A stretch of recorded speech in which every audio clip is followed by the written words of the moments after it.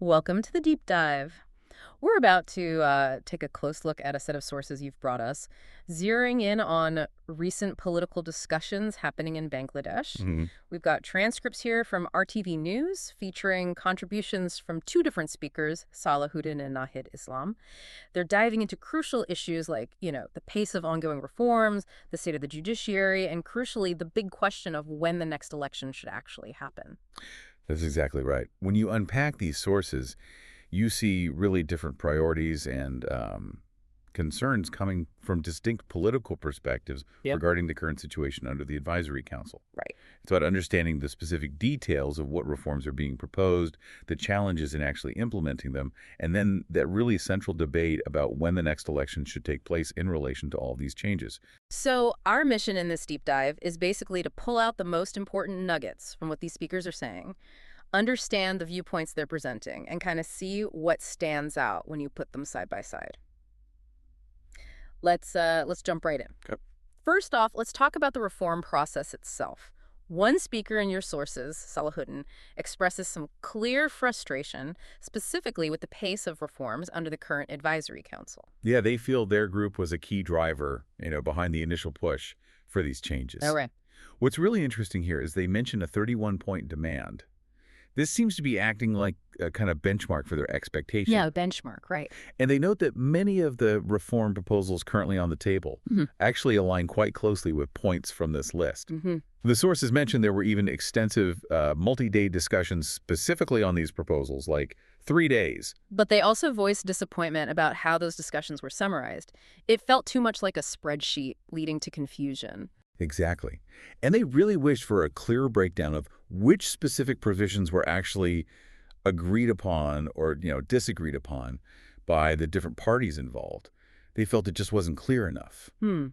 Yes, and Salahuddin even acknowledges that on some major issues, well, perhaps they just have to agree to disagree. Which happens. It does. Okay. Now, shifting slightly, the other source, featuring Nahid Islam, brings up something else entirely. The concept of a July proclamation. A July proclamation. Okay, what's that about? It's a promise they say came from the government. That's the idea. Initially expected back in January, January, okay. then supposedly within 30 working days after a movement against banning a political party.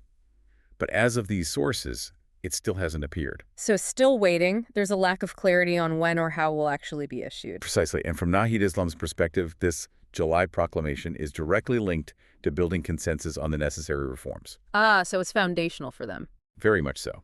The hope is that it will be finalized by July, ideally before August 5th, specifically to lay out the future structure and roadmap for the state based on that consensus. It really highlights how different groups have fundamentally different ideas about the necessary sequence, the timing for making these big changes. Absolutely. And speaking of foundational changes, let's move on to the judiciary. That's another major focus in your sources. Salahuddin makes an interesting observation, noting that justice is becoming visible. On the surface, that sounds, well, positive. It does. However, a significant challenge is immediately highlighted. The Judges Recruitment Ordinance 2025. Okay, what's the issue there? Well, this ordinance is specifically challenged as unconstitutional. Why? The concern is particularly around how it forms the Judges Recruitment Council and gives it the mandate for recommendations to the president. Right. The argument made is that this clashes with Article 95, Section 1 of the Constitution, which, typically outlines the process for judicial appointments, placing significant authority with the president based on specific qualifications. So a constitutional clash is the claim. That's the claim.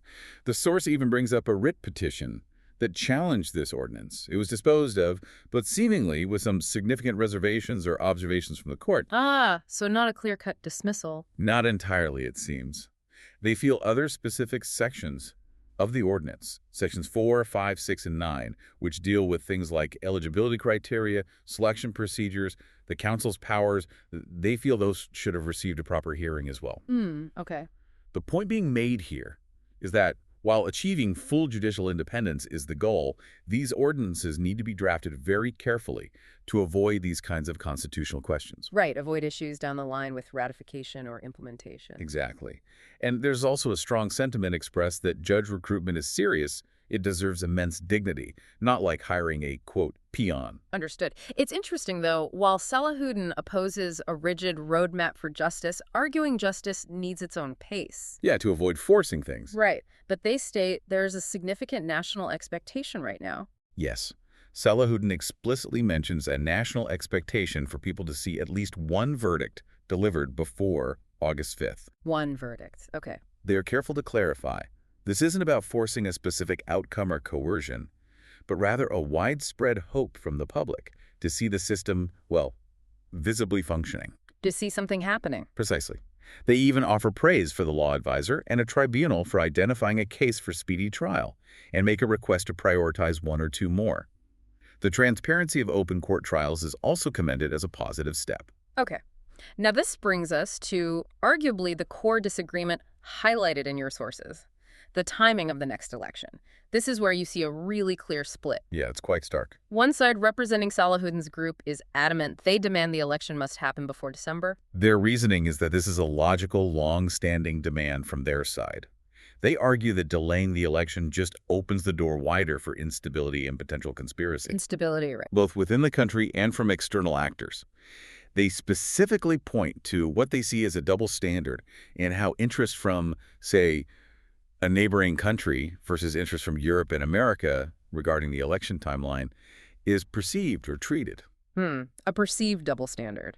And they even express feeling hurt by a reported statement from the chief advisor. Yes, suggesting that only one party is pushing for this pre-December timeline, which they feel misrepresents their support for that schedule. They feel it's broader than that. Got it. So on the other side of this debate, the source featuring Nahid Islam presents a very different view. Completely different. Their position is that the election date should only be announced after that July proclamation they discussed is finalized and agreed upon. After the proclamation. And why the delay? What's the core argument there? Their core argument is that if you declare an election date before the fundamental reforms outlined in the July proclamation are agreed upon and announced, it would actually derail the entire reform process. Derail it. How so? Well, announcing the date, from their perspective, would immediately shift the political landscape. Parties would go into full-blown adversarial competitive mode. Election mode, yeah. Exactly. Changing the ground situation and potentially making it impossible for the administration to remain neutral while trying to implement reforms. They emphasize the country's history and long struggle for voting rights and suggest that waiting a couple more months for the necessary reforms to be solidified is a necessary and responsible step. They even float the idea that the date announcement could coincide with a significant date like August 5th after the proclamation is hopefully ready. Interesting timing suggestion. But both perspectives in your sources seem to agree that reforms to the election system itself are fundamentally needed, right? Even if they disagree on when. Oh, absolutely. Yeah. The Nahid Islam source specifically mentions implementing proposals from the Election Reform Commission and reconstituting the Election Commission as important preconditions for a credible vote. So preconditions before the vote happens. Yes, which raises a crucial question from their side. How can you genuinely expect an election to reflect the true will of the people if the system governing that election hasn't been properly reformed first? That's a fair question. And another very significant point raised by Nahid Islam is who should even be discussing and deciding the election date? Yes, this was quite pointed. They voiced deep concern, specifically about military personnel discussing election dates. Why the concern there? They see the militarization of politics as something the country has actively fought against, just in that it's just not a democratic practice. For them, setting the election date is purely a political decision. Should be political? That should be made by political parties and the government, within the appropriate civilian framework, not involving the military. Okay. And does this tie into anything broader? It ties into a broader call you see from that perspective for national unity, particularly when facing external pressures or discussions about the election date from foreign powers or, friendly countries. So keep it internal. The underlying belief is that the country should have the sovereign right to make its own fundamental decisions on matters like this. Right. Your sources also give us a window into the dynamic between these political groups and the current advisory council. Salahuddin makes a pretty strong claim, stating that their group has actually been the most supportive of the council. That's a bold claim. Yet, despite this claim of support, They make a point of asking not to be seen as adversaries or opponents by the council. Interesting contrast. It is. They even mention instances where they felt insulted or treated as opponents by some of the council's actions. So they're saying, we support you, but don't treat us like the enemy. How do they frame their criticisms then? They frame their critiques not as just negativity, but rather as genuine attempts to actually strengthen the council's position and show the nation that they are cooperating. Constructive criticism, essentially. That's the angle. They argue that true friends are the ones who offer that constructive criticism and point out difficult realities, even negative ones, while those who only offer praise are ultimately more detrimental. Tough love, in a political sense, maybe. Perhaps. And there's a clear expectation for the council to exhibit neutral behavior, especially when it comes to implementing court rulings. Back to the judiciary. Yes. Salahuddin states that people are currently resorting to street protests precisely because court rulings aren't being visibly implemented. So lack of implementation is forcing protests, in their view. That's their argument. And they hope the council will take action on this to demonstrate that the rule of law is genuinely present and functioning. And they circle back to their core demand for the council. Which is? They want a clear roadmap presented toward holding the election in December. If that specific timeline isn't feasible, they ask for a logical, publicly explained justification to be presented to the nation. Transparency, essentially. Right? Tell us why not if it's not December.